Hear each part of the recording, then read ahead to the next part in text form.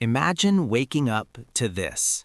Fog slowly rolling over a river, church bells echoing through a valley, and on top of a hill, a full-on medieval castle staring down at your house like it's judging your life choices. Welcome to Cochem, Germany. And no, this isn't a fantasy movie set. This is just Tuesday morning here. Cochem sits in the Moselle Valley, about halfway between Cologne and Frankfurt. And the second you arrive, you realize something. This place makes modern cities look like mistakes. Because instead of highways and concrete, you get green hills, terraced vineyards, tiny winding streets, and houses that look like they were built before electricity was invented. It's almost suspiciously pretty, like someone edited reality and turned the saturation up. And then there's the castle. Oh yeah, the castle. Reichsburg Cochem. This thing looks so dramatic it's almost ridiculous.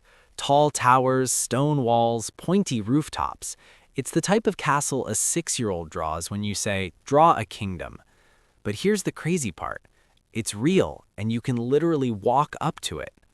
Fun history moment. The original castle dates back to around the 11th century.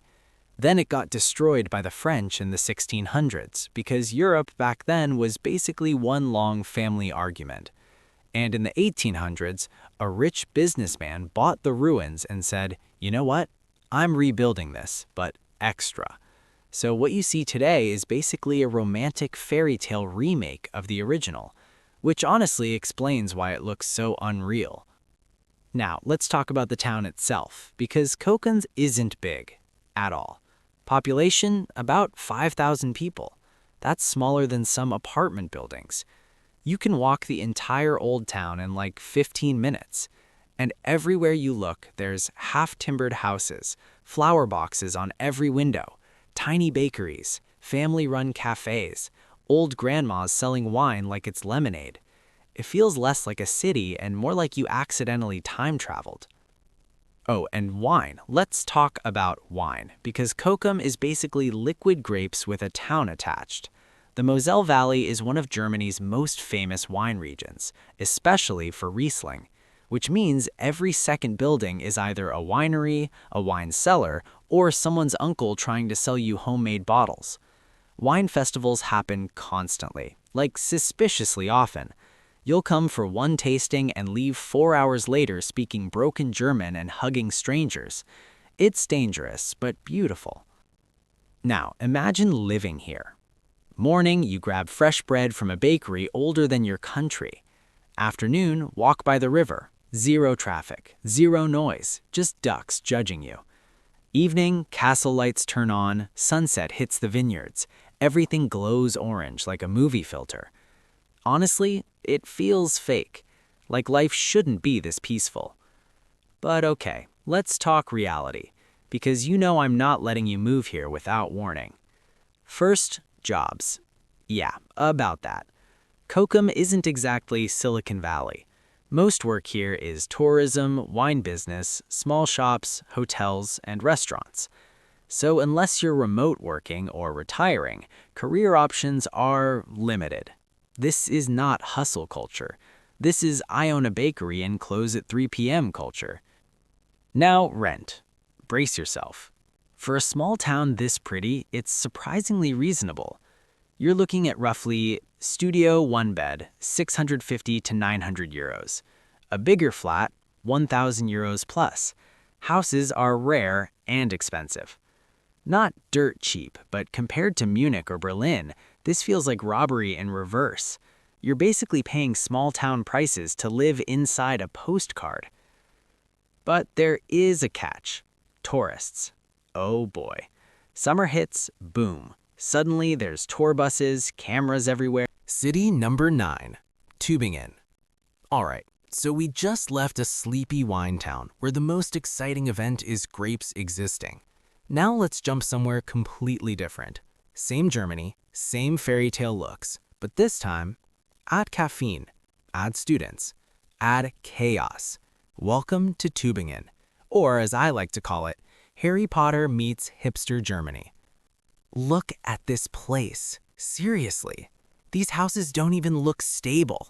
They're leaning over the river like they're eavesdropping. Like, hey, did you hear Lucas failed his philosophy exam again? Colorful facades, crooked rooftops, flowers everywhere. It feels less like architecture and more like someone built a town out of gingerbread and good vibes. And somehow, it survived 500 years. Tübingen sits in southwest Germany, near Stuttgart. Population? Around 90,000 people, but nearly a third are students, which explains everything. Because the second you step into town, you notice no one looks stressed, no one looks in a hurry. Everyone's either biking, drinking coffee, reading a book, or debating something extremely philosophical for no reason. It's like the entire city collectively decided, yeah, let's relax today. And that's because of this, the University of Tübingen, founded in 1477, which means this place was teaching students before most countries even existed. This university shaped the whole city. So instead of feeling corporate or modern, Tübingen feels intellectual, artsy, old money but make it student budget. You've got tiny bookstores, secondhand shops, candlelit cafes, street musicians, old professors walking around like wizards. Honestly, half the people here look like they're about to publish poetry. But the most iconic thing are these little wooden boats called Stokerkane. And yes, that word looks like someone fell asleep on the keyboard. They're basically long punts. Students stand at the back with poles and push the boats along the river. No motors, no noise, just vibes. It looks like 1700s transportation, but it's just Tuesday afternoon. You'll see 15 friends squeezed into one boat, drinking beer, laughing, playing music. Meanwhile, you're walking past like, why does their life look like a coming-of-age movie? Because it kind of is. Daily life here feels cozy. Morning, fresh bread from a bakery older than your family tree. Afternoon, coffee by the river. Students studying outside like it's Pinterest. Evening, bars fill up. Streetlights glow. Music everywhere. It's social without being loud. Lively without being chaotic. It's that perfect middle ground most cities try and fail to achieve. Oh, and let's talk views, because of course there's a castle. This is Germany, there's always a castle. The Hohen-Tübingen Castle sits above town. You hike up, turn around, boom. The entire city spreads out below you. Red roofs, church towers, river curves, green hills everywhere. It looks like a miniature model, like someone built it for a train set. And you're standing there thinking, how is this not a movie set? But okay. Time for reality, because beauty always comes with a price. And this time, it's the students' fault. Yeah, I said it. Students plus small city plus insane beauty equals rent pain. Rent in Tübingen is sneaky expensive. For a small place, a studio for 800 to 1,000 euros. One bedroom, 1,000 to 1,300 euros. Shared flats, still 500 to 700 euros. Which hurts because you'll probably be living next to someone practicing violin at 2 a.m. and still paying premium prices. Supply is low, demand is insane. Everyone wants the cute student town life, so landlords said, cool, pay up. So who is Tübingen perfect for? Let's be honest. If you are a student, remote worker, creative person, writer, introvert with coffee addiction, or someone who romanticizes rainy days, this place is heaven. But if you want not skyscrapers, huge malls, crazy nightlife, or big career industries, you'll get bored fast. This is cozy life, not big city life. But here's the thing. When the sun hits the river at sunset and the houses glow orange and the boats float by quietly and church bells ring in the distance, you kind of forget about rent. You forget about stress. You just sit there thinking, yeah, life's not that bad. And honestly, that's rare. Most cities drain you. Tübingen recharges you. So yeah, if Cochem felt like a retired fairy tale, Tübingen feels like a young one. Same magic, just with more coffee and student loans. All right, we've done Winetown, we've done Student Fantasyland. Now let's go somewhere that looks like it completely refused to leave the Middle Ages. cobblestones, church towers, and a town hall that literally sits in the middle of a river because apparently logic is optional. Next up, Bamberg. City number 8, Bamberg. All right, I need you to mentally prepare for this one, because some cities look old, some cities feel historic, and then there's Bamberg, which basically said, modern life? Nah, we're good. Let's just stay in the 1400s forever. And somehow, it worked. This place doesn't look preserved. It looks untouched, like time just forgot it existed. You know how most cities have glass buildings, shopping malls, ugly concrete stuff from the 1970s? Yeah, Bamberg said delete all that. So instead you get cobblestone streets, crooked timber houses, cathedral towers everywhere, 0 skyscrapers, and absolutely no sense of what century you're in. It's honestly confusing, in the best way possible. Bamberg is in Bavaria, northern part. Population? About 80,000 people. So it's not tiny, but it feels tiny, because everything important is packed into one insanely beautiful historic center. And here's the crazy part. The entire old town is a UNESCO World Heritage Site, which basically means you are not allowed to mess this up.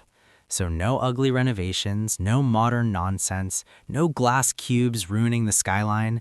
If you want to change your window, UNESCO is probably watching. It's strict, but that's exactly why it still looks perfect. Then you see the Bamberg Cathedral. And yeah, this thing is ridiculous. 4 giant towers, stone walls, super dramatic. It looks like the final boss of churches. It's been standing here for almost 1,000 years. 1,000! Your phone doesn't even survive 3 years.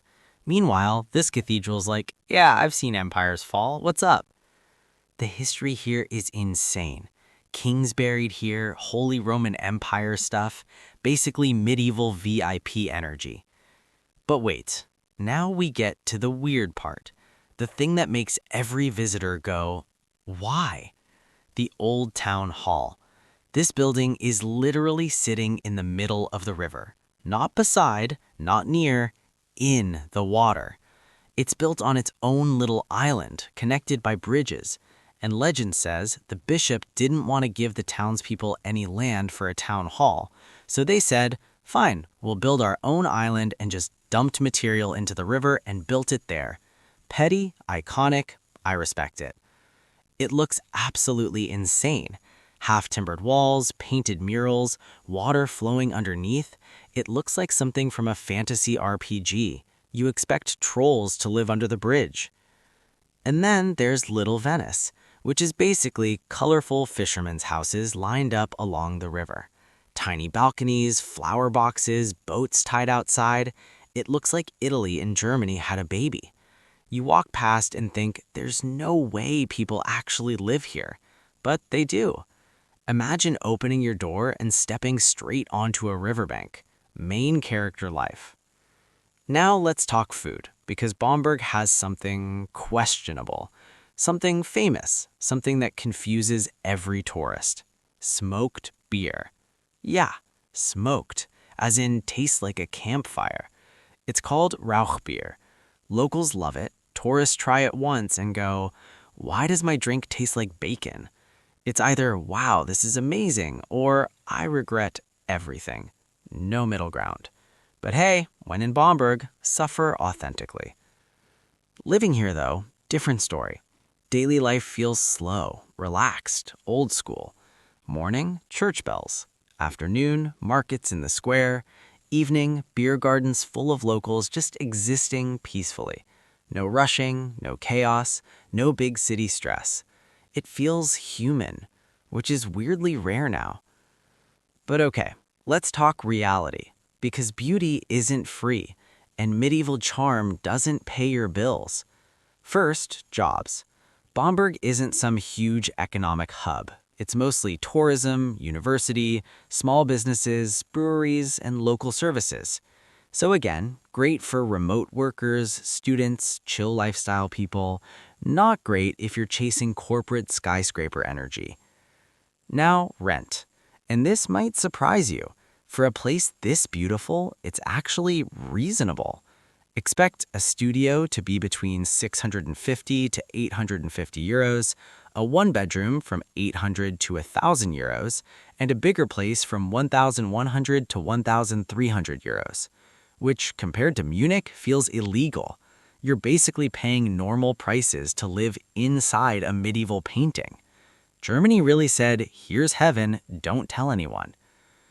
Only downside, tourists. Lots of them, especially summer and Christmas markets.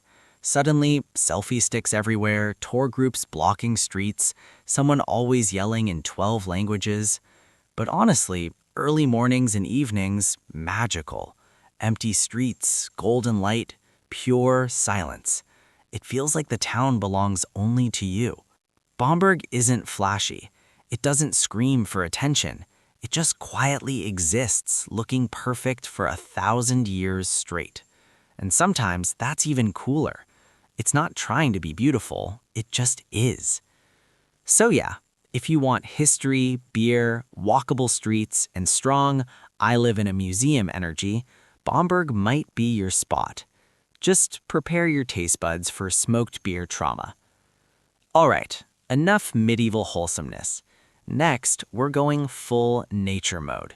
Massive mountains, crystal lakes, air so clean it feels illegal to breathe. We're heading straight into the Alps. Next up, Berchtesgaden. City number 7, Berchtesgaden. All right, so far we've had castles, wine towns, cute student cities, medieval streets. Cool. But now, Germany stops playing fair. Because this next place doesn't just look beautiful, it looks unreal.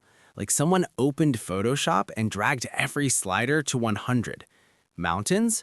Max. Water clarity? Max. Fairytale energy? Absolutely max. Welcome to Berchtesgaden. The first time you see this place, your brain glitches because the mountains don't look normal. They look like someone copy-pasted the Alps from a postcard background. Huge, sharp, dramatic, snow on top all year. And then, right at the bottom, this tiny little Bavarian town just chilling like, yeah, this is normal. Meanwhile, you're standing there like, how do people just live here? The town itself, pure storybook. Wooden chalets, flower balconies, church towers, cows somewhere in the distance probably judging you. It's that classic Bavarian alpine look. Every building looks handmade. Nothing feels modern or ugly. Even the supermarkets look cute. Like, how is that legal? Honestly, if Disney needed a reference for perfect mountain village, they'd just film here and go home. No CGI required. Berchtesgaden sits in southeast Bavaria, right near the Austrian border, about 2 hours from Munich. Population? Only around 8,000 people. Yeah, tiny. Which makes it even crazier, because scenery like this should belong to some massive national park with 0 humans. But nope, people just casually live here, buy groceries, go to school, walk their dogs. Meanwhile, you're staring at the mountains like it's the end of the world movie. And then there's Königssee, which might be the most beautiful lake in Germany, maybe even Europe. And I'm not exaggerating. Look at this water. It's so clear it looks fake, like someone increased the clarity setting in real life. It's emerald green. You can literally see meters down. Fish just swimming around like, yeah bro, we live in paradise. And here's the cool part. No loud motorboats allowed, only silent electric boats. So when you ride across the lake, it's quiet, completely quiet. Just water sounds and mountains echoing. It feels sacred, like nature telling you, hey, shut up for a second and just look. And then the boat driver plays a trumpet and the echo bounces off the cliffs, and suddenly you're having a spiritual experience you didn't sign up for. Germany really said, here, have free therapy. But this town isn't just pretty to look at. It's basically an outdoor playground. You've got hiking trails everywhere, waterfalls, alpine meadows, skiing in winter, mountain biking, cable cars to insane viewpoints. And then there's Zugspitz's little cousin mountains all around. You don't go for a walk here, you accidentally climb a mountain. Even grandma here probably has better cardio than you. Oh, and history moment. Up on one of these peaks, There's the Eagle's Nest, built during World War II, originally a political retreat, now just a restaurant with one of the most insane views on Earth. You literally sit there drinking coffee above the clouds. It feels illegal, like you're not supposed to be allowed up there. Now imagine daily life. Morning, snowy mountains glowing pink. Afternoon, hiking or swimming in the lake. Evening, beer garden with locals. No traffic noise, no city chaos, just fresh air and bells from cows somewhere in the distance. It's peaceful to the point of being suspicious, like, why isn't everyone stressed here? Because nature is basically doing free therapy 24/7. But okay, let's talk reality, because you know something this pretty isn't cheap. Nature paradise tax is very real. Rent here? Yeah, brace yourself. Small apartment, 1,200 to 1,300 euros. Nice place with views, 1,400 plus euros. Houses or chalets? Sell a kidney. Because everyone wants mountain life. So prices said, cool, pay for the view. Also, jobs? Limited again. Mostly tourism, hotels, restaurants, outdoor businesses. So unless you're remote working or retiring, career options are kind of mountain-shaped, small. Seasonal reality? Also winter, cold, very cold. Snow everywhere. Beautiful, but intense. You're shoveling snow like it's your part-time job. And summer? Tourists, everywhere. Hikers, buses, photographers, influencers hanging off cliffs for Instagram. So peaceful vibes are seasonal. Pick wisely.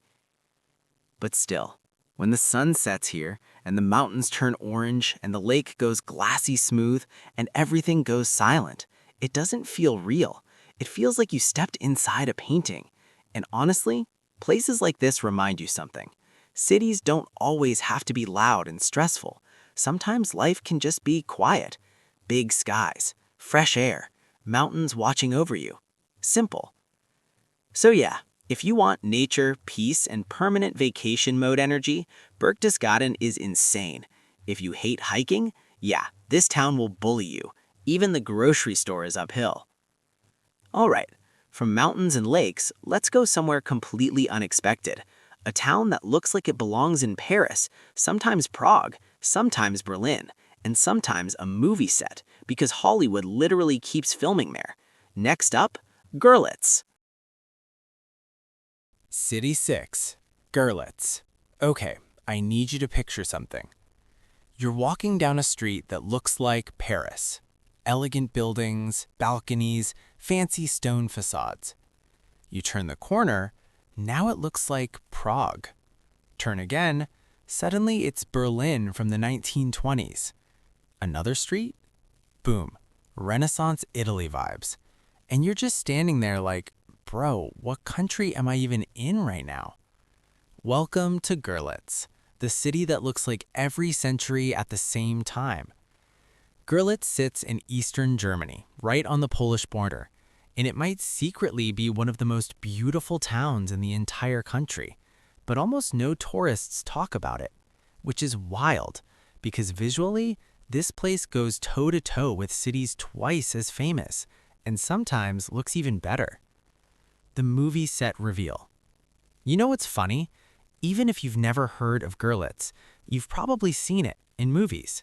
Because Hollywood loves this place. They film here constantly. Why? Because the city looks like a ready-made film set. No CGI needed. Just point the camera and press record. Movies filmed here include The Grand Budapest Hotel, Inglourious Bastards, The Book Thief, Around the World in 80 Days, and tons more. At this point, Görlitz is basically, yeah, we're Germany's unpaid actor.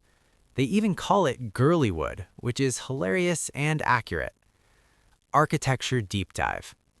Here's what makes it crazy. Most cities got bombed in WW2 or modernized to death, so they lost their old architecture. But Görlitz somehow survived almost untouched. So now you have Gothic churches, Renaissance houses, Baroque mansions, Art Nouveau streets, 1800s storefronts, all perfectly preserved. Not rebuilt, not fake, the real stuff. It feels like walking through a time machine with no rules. Every street looks different. You'll literally say wow every 30 seconds. Your camera roll will suffer. Market Square moment. Then you hit the main square, and yeah, this is where your brain officially breaks. Colorful historic houses, fancy detailing, stone fountains, big church towers. It looks like a European fairy tale city, but without the crowds. And that's the weird part. It's beautiful, but quiet. No tourist chaos, no selfie armies, just locals walking their dogs like, yeah, this is normal. Meanwhile, you're losing your mind. Cross-border twist. Here's something cool. The city is split by a river. Cross the bridge, boom, you're in Poland. So technically you can live in Germany, walk 10 minutes and buy groceries in another country. That's such a random life feature. Hey, where are you going? Poland, back in 15. Europe is wild. Daily life vibe. Here, daily life feels calm, unhurried, authentic, not touristy. You've got old cafes, small bakeries, trams rolling slowly, grandmas shopping, and kids playing in squares. It feels like a real city, not a theme park pretending to be one. Which honestly makes it even better, because you're not fighting 5,000 visitors just to buy bread. Reality check. Plot twist moment. Alright, now normally this is the part where I ruin everything and say, yeah, it's gorgeous, but rent is 2,000 euros, right? Wrong. Because Görlitz is about to shock you. Rent here is stupid cheap. Like, is this a typo cheap? We're talking a studio, 350 to 500 euros, one bedroom, 500 to 700 euros, a big apartment, 800 to 900 euros. Yes, in a city that looks like a movie set. How? Why? Who priced this? It makes no sense. You're paying small town prices for architecture that looks like Paris. That's illegal value. Why? There's a catch though. There's always a catch. Görlitz is far from Germany's big economic centers. Not many corporate jobs, not a huge tech scene. So, great for remote workers, artists, students, chill lifestyle people, retirees. Not ideal for big career climbing, nightlife addicts, or fast life people. This place is slow living, very slow, like shops close early, birds chirping slow. But honestly, that's kind of the charm. Emotional closing. There's something special about cities like this. Places that didn't try too hard, didn't modernize everything, didn't become loud and flashy. They just stayed beautiful, quietly, for hundreds of years. And now you get to walk through it like it's nothing. No crowds, no chaos. Just you and history. It feels personal, like you discovered a secret. So yeah, if you want insane architecture, movie-set streets, zero tourists, and rent that doesn't attack your wallet, Görlitz might be the biggest hidden gem in Germany. Honestly, this one might be the smartest move on the entire list. Transition. Alright, we've done hidden gem mode. Now let's go full fantasy again. Walls, towers, medieval streets, Christmas shops open all year. Basically, Germany's most storybook town ever. Next up, Rothenburg ob der Tauber. City number 5, Rothenburg ob der Tauber. Okay, I want you to forget modern life for a second. Forget cars, forget traffic lights, forget glass buildings. Now imagine this instead. Stone walls, watchtowers, tiny cobblestone alleys, wooden houses with crooked roofs, church bells echoing through empty streets, and not a single thing that looks like it belongs in the 21st century. Feels like a dream, right? Nope, this is just Rothenburg ob der Tauber. And honestly, this might be the most storybook-looking town in the entire country. First impression, entering the walls. The first time you enter Rothenburg, you don't walk into it. You pass through a giant medieval gate, like an actual fortified city wall. Thick stone, heavy wooden doors, towers on both sides. It feels like you should show a passport to a knight or something. You step through and boom, time travel, instantly. Your brain goes, wait, where are the cars? There are barely any. Where are the modern buildings? there aren't any. It's like someone deleted the last 600 years. Street walk visuals. Every street here looks ridiculous, and I mean that in the best way. Pastel half-timbered houses, flower boxes everywhere, crooked beams, hand-painted signs, lantern street lights. Nothing matches, nothing is straight, and somehow that's exactly why it's perfect. It feels handmade, alive, like each building has a personality. Modern cities feel copy-pasted. Rothenburg feels crafted. Disney connection.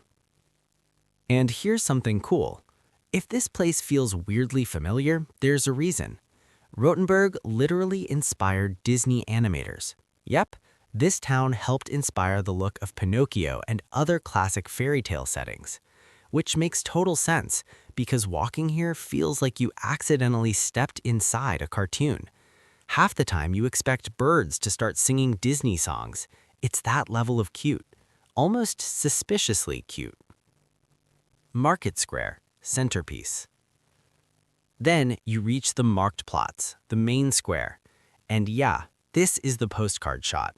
Colorful medieval buildings, big old clock tower, cafes outside, cobblestones glowing in the sun. It looks fake, like a theme park pretending to be Germany. But the crazy part? It's 100% real. Some of these buildings are 700 to 800 years old. 700 years. Meanwhile, my phone charger breaks after 6 months. Explain that. The wall walk, iconic moment. Now, here's the part that blew my mind. You can actually walk on top of the original medieval city wall, like the whole thing. You climb up these wooden stairs, and suddenly you're walking along the top of the town like a guard from the 1400s, looking down at rooftops, church towers sticking up, wind blowing. It feels unreal. It's one of those "how is this legal" experiences. Most cities would have torn this down. Rothenburg said, nah, keep it. It's cool. Respect. Night Watchman Tour storytelling. At night, the town changes completely. Streetlights glow warm yellow, shadows everywhere, quiet streets. And they do this thing called the Night Watchman Tour. Some guy dressed like a medieval guard walks around with a lantern, telling old stories about plagues, wars, and weird town drama. It sounds cheesy, but it's actually awesome, because in the dark, this place feels straight up haunted, like history is still hanging around. It's spooky, in a cozy way, if that makes sense. Christmas madness. Oh, and here's something completely insane. There's a Christmas shop open all year. Not seasonal, not winter only, all year. It's called Catha Wallfarth. Inside, full Christmas explosion. Trees, ornaments, nutcrackers, snow globes. In July. You walk in sweating from summer heat, and suddenly it's December. Germany really said, yeah, Christmas is permanent. Deal with it. Honestly, kind of iconic. Daily life. But here's what surprised me most. People actually live here. Real people. Not actors, not museum staff. Like someone wakes up, gets bread, walks their dog, goes to work, inside this medieval painting, which is wild. Imagine telling your friends, yeah, I live inside a castle wall. Main character energy, max. Reality check. Tourism and rent. Okay, time to ruin the fantasy a little, because there are two big downsides. First, tourists. Oh boy, summer hits, this place turns into tour buses, cameras, crowds everywhere. 4,000 people taking the same photo. It can feel like Disneyland at times. Peaceful medieval vibe? Gone. Now it's, excuse me, sorry, can I pass, please? So locals either wake up super early or hide until evening.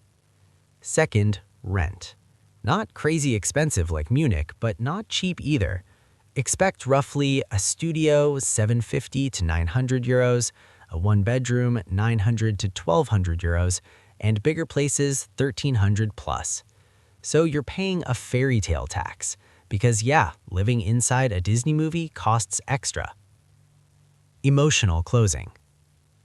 But here's the thing. When the tourists leave, when the streets go quiet, when the sun hits those red roofs just right, Rothenburg doesn't feel like a tourist town anymore. It feels magical, like time stopped, like you discovered a place the modern world forgot. And honestly, that's rare, really rare.